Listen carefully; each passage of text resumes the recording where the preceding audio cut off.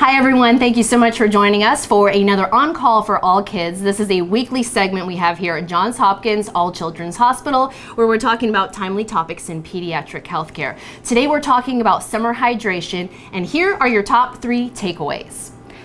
What your kids should be drinking, how do you know your kid is hydrated, and what drinks you should avoid.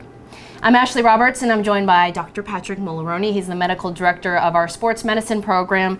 And Dr. Mularoni, what should our kids be drinking this summer? Well, the answer is water. Water is nature's best drink, and a lot of kids aren't that excited about drinking water. They think it's boring. They think they need something else. But when a child is thirsty, water should be the first thing that you give them as a parent.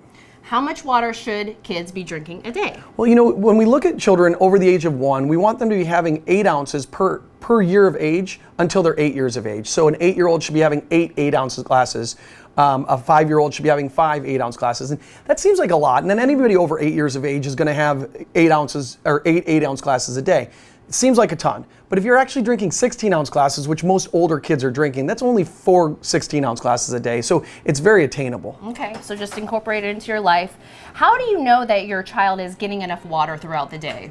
Well, you know, one of the best ways, which is really, kids think is really funny, but one of the best ways is to look at what's coming out of you. To look at your urine, you can tell how well hydrated you are in most situations. So a child should be told, hey, look at your urine. We want our urine to be clear or straw colored. Another thing I'll tell kids is, if you look at the toilet bowl before you start going to the bathroom, you want your urine color to not make that dark yellow in there. You want it to be a light yellow when you're done going to the bathroom. You never want your urine to look like apple juice or something darker than that. So if it's a dark urine, does that mean they're dehydrated or on the brink of it? It does. It means that there isn't enough water being shed in the urine, and if you're not urinating enough water, then that urine is going to become darker. Okay, so start drinking more of that water. Let's switch over to sports drinks. Should our kids be drinking any of these? Now, when we think about sports drinks, these were created for athletes, and they were created for athletes who are doing a sport for a long period of time, sweating for a prolonged period of time, who are going to be losing electrolytes. It's not meant for the child that's going to be outside playing on the playground for 15, 20 minutes who comes back in a little bit sweaty. So I think that we should leave sports drinks for sports. Now, if you are going to allow your child to drink sports drinks, that also shouldn't be their go-to drink. They should maybe be able to have a sports drink after playing for a long period of time, being real sweaty, and then go back to water. Even in my athletes, I advise them that at halftime or after the game, yes, you may want to drink a sports drink, but you want to alternate that with water as well. All right, so maybe not terrible if they're doing vigorous activities, but couple that with your water. How about maybe drinks to avoid? What do you think about juice? Kids love juice. And even those energy drinks, especially for those teenagers who are looking for that extra pep. Yeah, so when we think about juice, many parents want to give their kids juice because they think it's fruit. And we're being told, give our kids more fruit, more vegetables, and that is the right thing to do.